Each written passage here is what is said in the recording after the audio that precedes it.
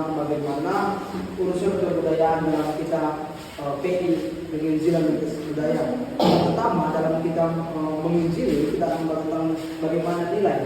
Nilai menjelaskan apa yang terjadi dalam kita penginjilan. Nilai itu luas, standar kebenaran yang harus dimiliki, yang diinginkan dan banyak baik dihormati. Meskipun mendapat pengakuan, nilai pun jarang ditaati oleh setiap anggota masyarakat.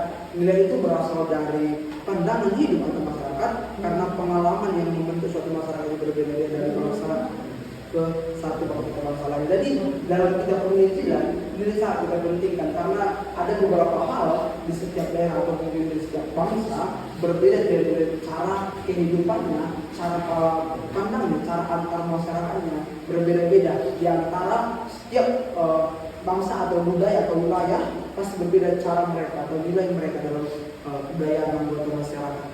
Yang kedua, nilai budaya adalah seperangkat nilai-nilai yang disepakati dan tertanam dalam suatu masyarakat. Jadi di setiap masyarakat pasti kita memiliki namanya nilai yang berbeda. Di setiap masyarakat pasti kita melihat bahwa ada nilai budaya yang bisa kita lakukan dan tidak bisa kita lakukan. Dan di setiap juga lingkungan organisasi percaya lingkungan masyarakat pasti ada namanya nilai tata krama, nilai cara kita berbicara, nilai cara kita lewat depan orang yang lebih tua, pasti ada nilai-nilainya. Jadi setiap budaya atau setiap daerah pasti ada nilai. Baru simbol-simbol dan karakter tertentu yang bisa dibedakan satu lainnya sebagai acuan perilaku yang lama apa yang kita harus senang terjadi. Fungsi nilai budaya dalam kitab penginjilan, dalam kitab penginjilan identitas budaya, fungsinya memiliki beberapa dalam kehidupan bermasyarakat. Di antara yang pertama, sebagai salah satu pedoman bagi perilaku manusia di masyarakat. Lewat nilai ini, kita akan bisa melihat bagaimana karakter yang baik dalam lingkungan masyarakat. Lewat nilai ini kita akan mengerti apa hal yang bisa kita lakukan, apa hal yang tidak bisa kita lakukan dalam kitab penginjilan. Itu berbeda-beda. Karena dalam kita belajar nilai dalam kitab penginjilan, itu akan sebagai pedoman kita dalam kita menginjil di suatu masyarakat dan lingkungan sekitar kita, sebagai faktor pendorong munculnya pola berpikir di masyarakat, sebagai salah satu sumber tatanan cara berperilaku yang cukup penting. Misalnya ada hukum adat, ada kebiasaan. Contohnya hukum adat suruh batak, tulang yang lebih tinggi, baru tata krama, bagaimana kita berbicara kepada yang lebih tua, bagaimana keluarga bapak atau mama kita berbicara lebih sopan. Itu kita berbicara tentang nilai budaya dalam kitab penginjilan. Cara nilai budaya sebagai kita yang sedang belajar bagaimana kita penginjilan secara lintas budaya, kita akan belajar ciri nilai budaya sebagai ciri khas yang membedakan suatu kelompok atau masyarakat di suatu tempat dengan masyarakat lainnya. Maka nilai budaya memiliki karakteristik. Jadi setiap budaya atau setiap kita mempunyai adat istiadat pasti memiliki karakteristik atau memiliki hal berbeda-beda dengan budaya lainnya. Karena lewat itu kita harus belajar bagaimana kita bisa mengikuti suatu daerah atau budaya. Kita harus belajar bagaimana karakteristik budaya tersebut agar kita bisa masuk ke dalam penginjilan itu.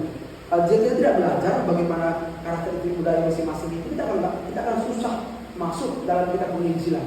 Jadi kita harus belajar bagaimana ciri budaya atau setiap budaya yang ada di bangsa kita untuk budaya penginjilan. Yang kedua, yang pertama tadi nilai, yang kedua kita belajar norma dan sanksi. Norma adalah aturan khusus atau peraturan tentang apa yang tidak harus dilakukan oleh manusia. Norma mengungkapkan bagaimana harus manusia tersebut berperilaku dan bertindak. Norma adalah suatu peraturan yang harus kita taati. Mungkin norma di setiap bangsa ada, norma di setiap daerah juga ada. Bagaimana kita harus sopan masuk ke depan daerah tersebut. Kita harus mengerti bahwa saat kita penginjilan, kita bukan harus melanggar norma atau sanksi yang ada dalam daerah tersebut. Justru kita harus masuk dan taati apa yang ada dalam norma saat kita penginjilan.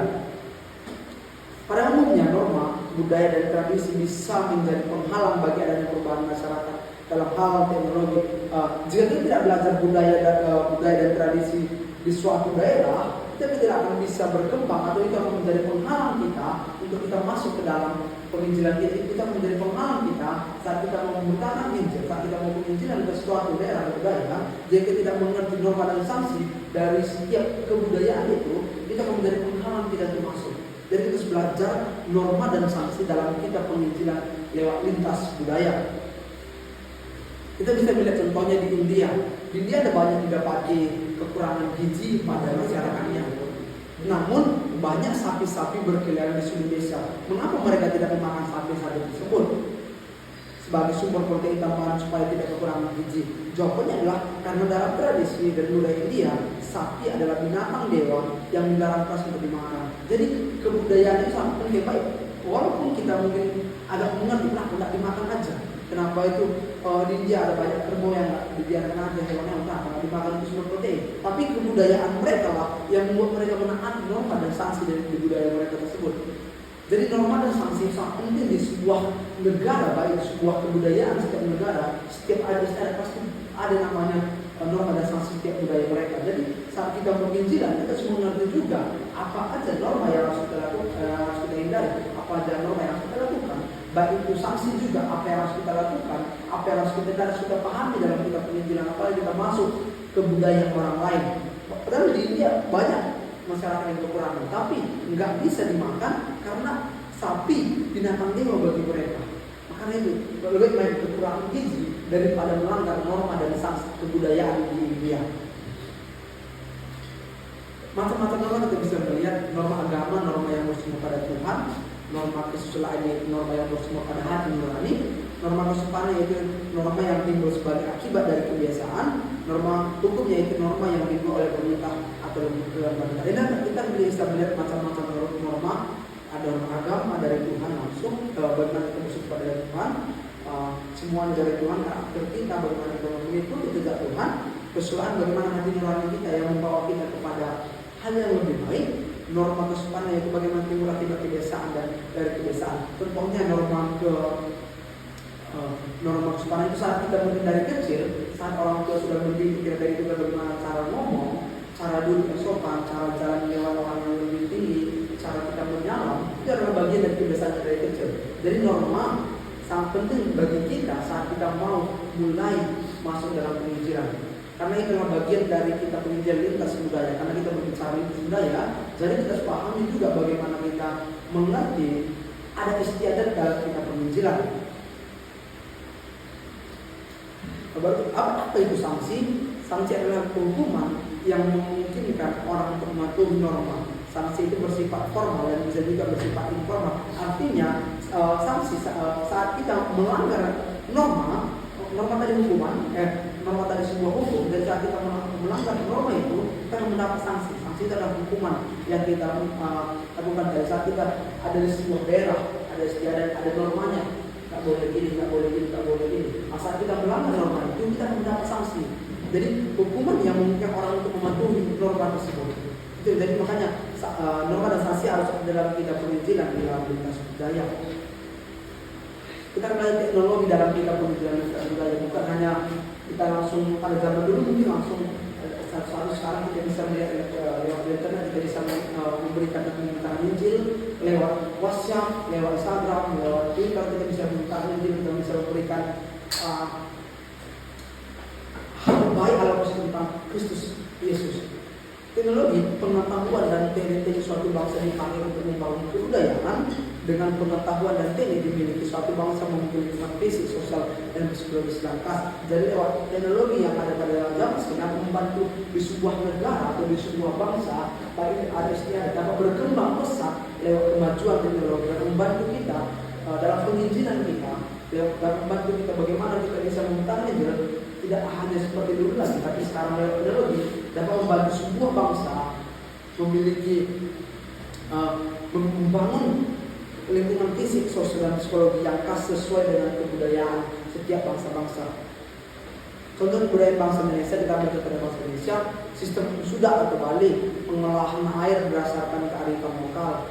Contoh kebudayaan Indonesia juga ada perahu pinisi atau Bugis, teknologi pelayaran nenek moyang, ada rumah adat berbagai daerah, teknologi arsip itu sesuai lingkungan, batik Jawa, teknologi tekstil dan seni budaya.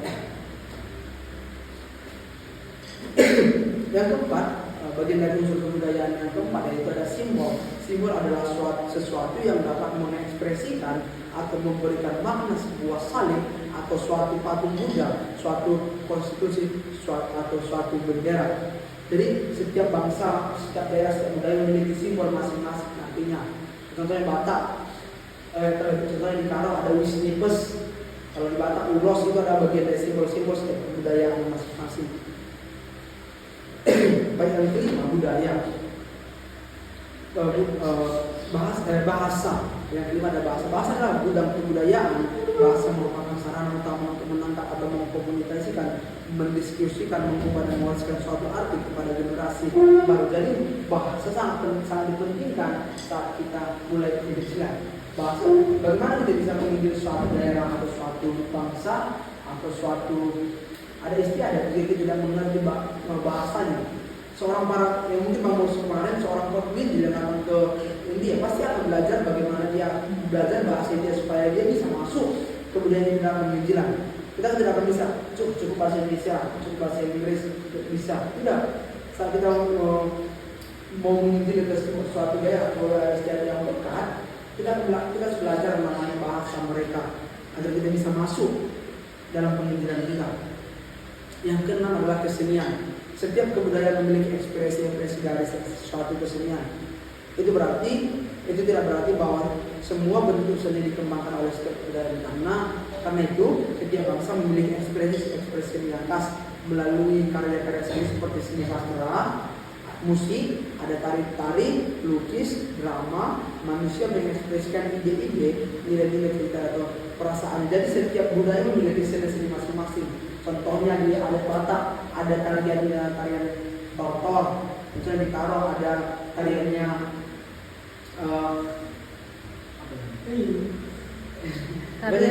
tarian Karo apa? Salah satu contoh tarian Karo.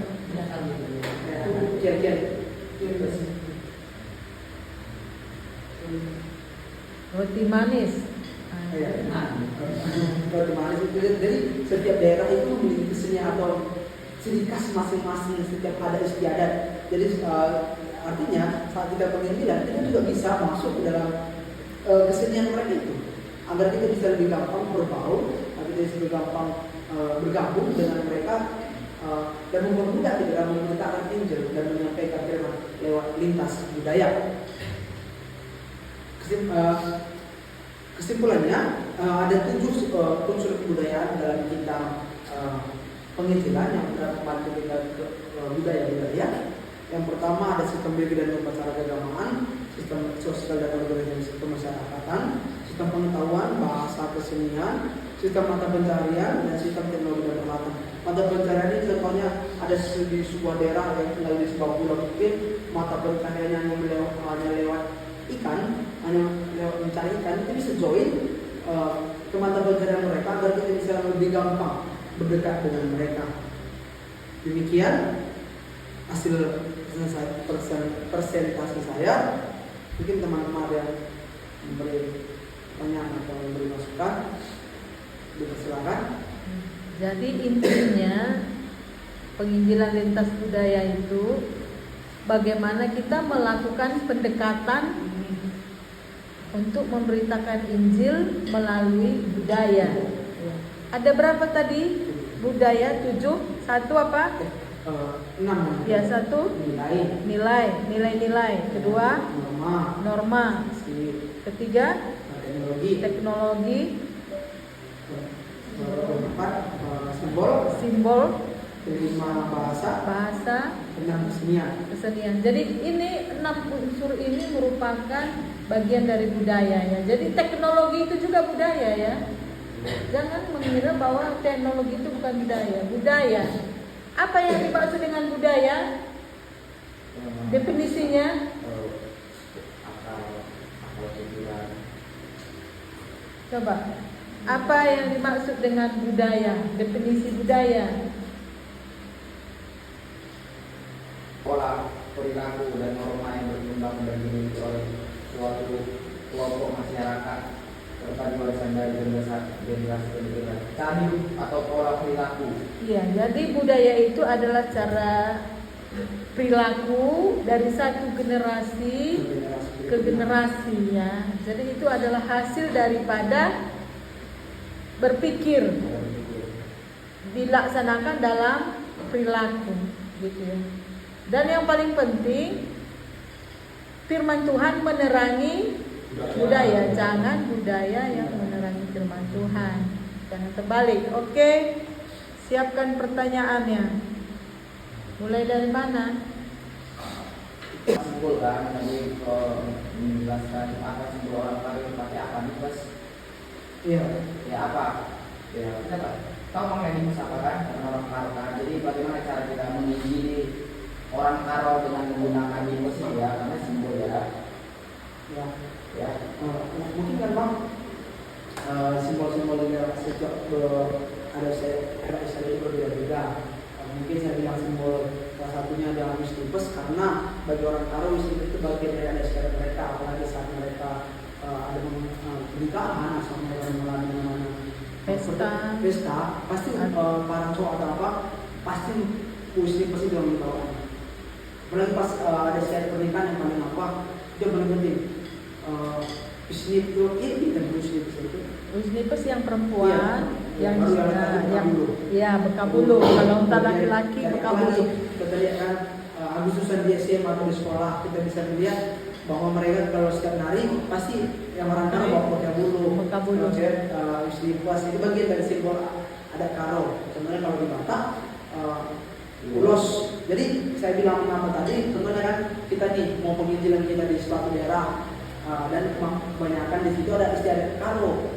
Sebenarnya kan ada pesta nih Bang, abang diundang. Jadi kalau abang mau biar bisa kayak lebih gampang, pakailah apa mau Bang Luris biar lebih gampang kita nanti narinya, biar lebih nampak kita sama semua pas nari di pesta itu. Jadi Wisnipes itu kayak kita bergabung ke bagaimana cara mereka ada istiadat mereka, bagaimana cara mereka yang kebiasaan mereka dari dulu. Kalau mau nari bagaimana, kalau mau pesta bagaimana itu pakai bekabulu kalau cowok gitu Bang. Kita join ke acara mereka, kegiatan mereka saat kita menunjukkan ke lintas budaya itu ke bangsa Karo. Jadi enggak maksudnya dari saya bagaimana cara kita makna dari nipes itu kan kalau makna ulus Batak kan kita bisa dikatakan kasih sayang. Jadi bisa kita masukkan ke Injil bagaimana Allah begitu mengasihi kita dan menyayangi kita sehingga kita dekat dengan apa namanya dengan Kristus sendiri kan. Jadi masuk dari lintas budaya. Bukan kita pakai nipes dan kita tahu orang Karo makanya kita pakai nipes. Makna dari nipes itu dan bagaimana cara kita memasukkan nipes itu, iya nipes itu dengan menggunakan nipes itu. Kalau ulus kan ada artinya simbol dikatakan kasih sayang kan. Jadi kita harus gampang lah kalau udah ada kata kasih sayang itu kalau memasukkan. Ya, jadi ada gereja yang membakar ulos, nggak mengizinkan jemaatnya memakai ulos karena mereka mengatakan dalam menciptakan ulos itu ada semacam mantra yang disebutkan aturan-aturannya sehingga katanya itu berkaitan dengan sinkretisme. Ya. Tetapi kalau dari sisi positifnya kita melihat bahwa sekarang yang menenun Wisnipes itu kan nggak bermantra mereka, malah mereka menjadi bisnis ya kan. Merupakan bisnis dan kalau di Karo itu lambang kesopanan, kehormatan. Jadi ketika kita memakai Wisnipes, kita menunjukkan rasa hormat, rasa sopan kita kepada yang datang ke acara itu, gitu ya. Oke.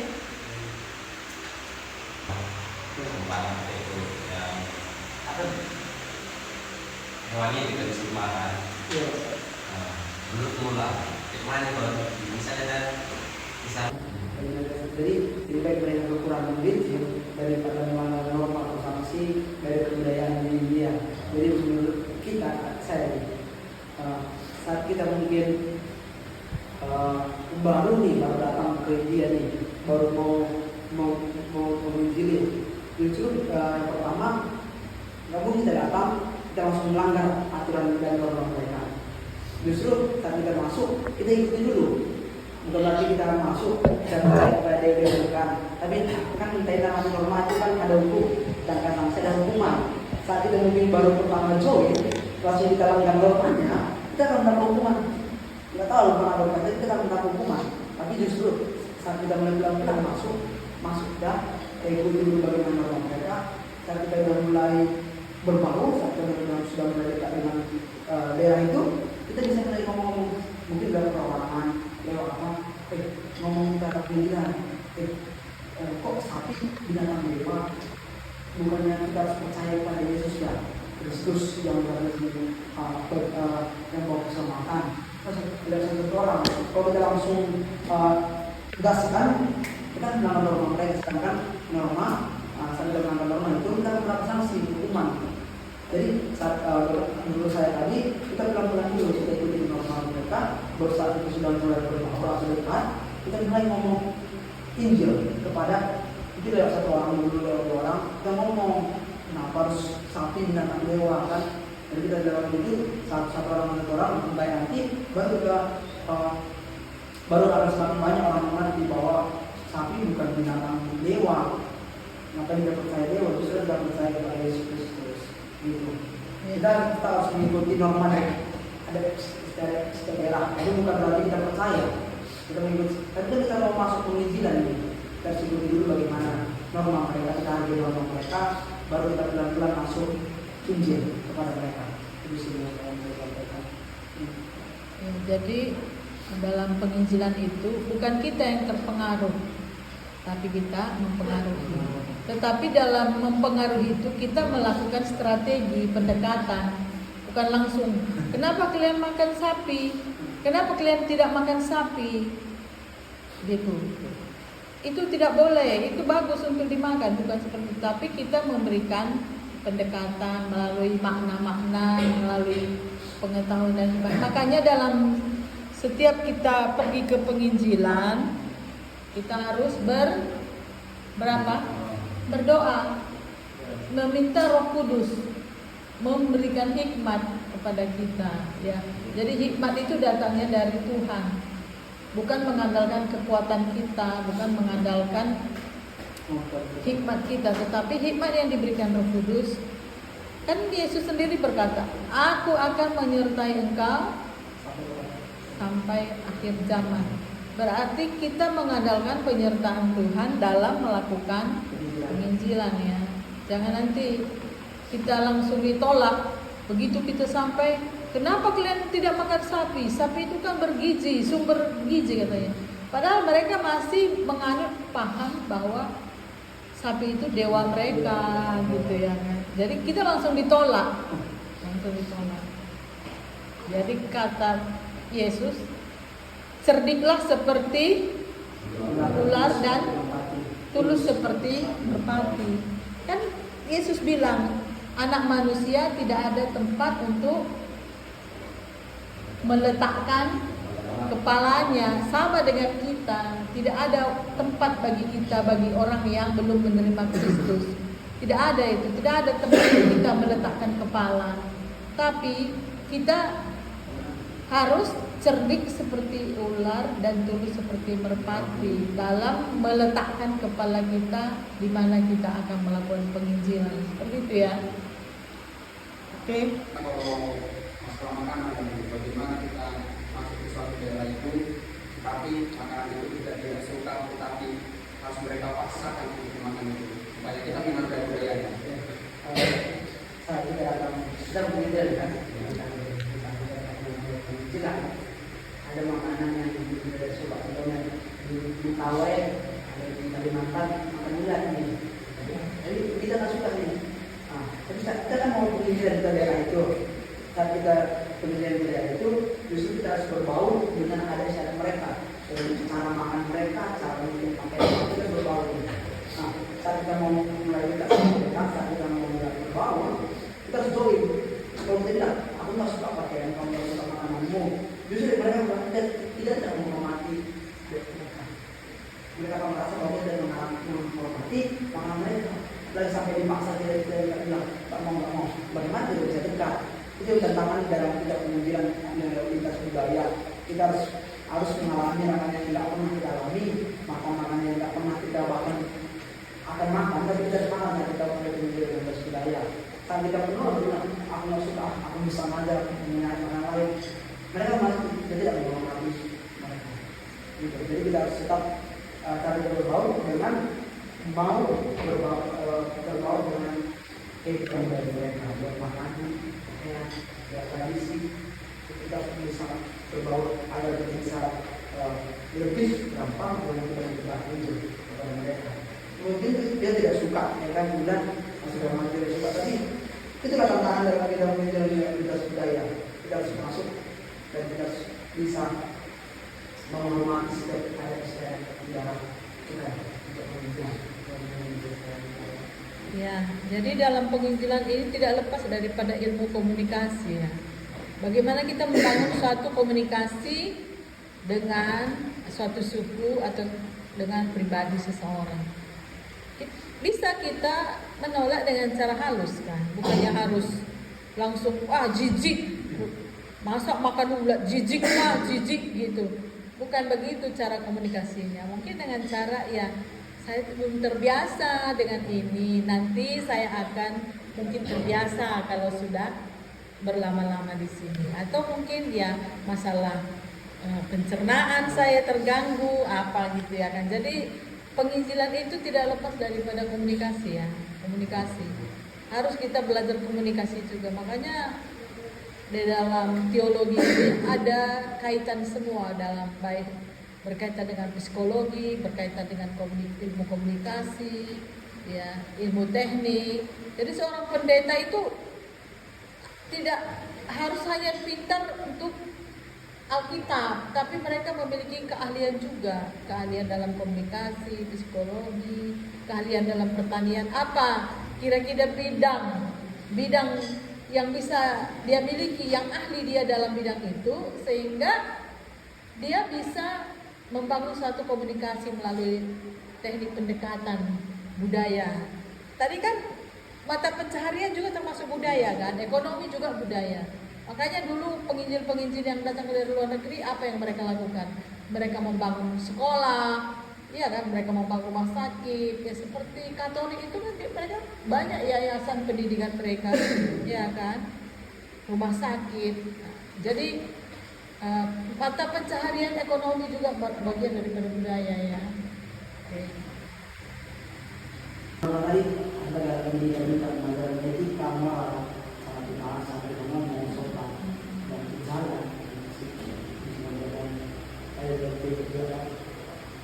Jadi sudah mengerti ya, salah satu norma atau peran norma di satu di budaya di suku, salah satu suku. Contohnya itu tadi budaya Karo, menantu perempuan tidak bisa langsung ngomong dengan mertua laki-laki, supaya menjaga hubungan mereka jangan terlalu dekat, menghindari hal-hal yang negatif begitu, hal-hal yang terjadi karena terlalu dekat selalu mereka bisa saling bercanda, jangan-jangan dari mata turun ke hati gitu ya kan.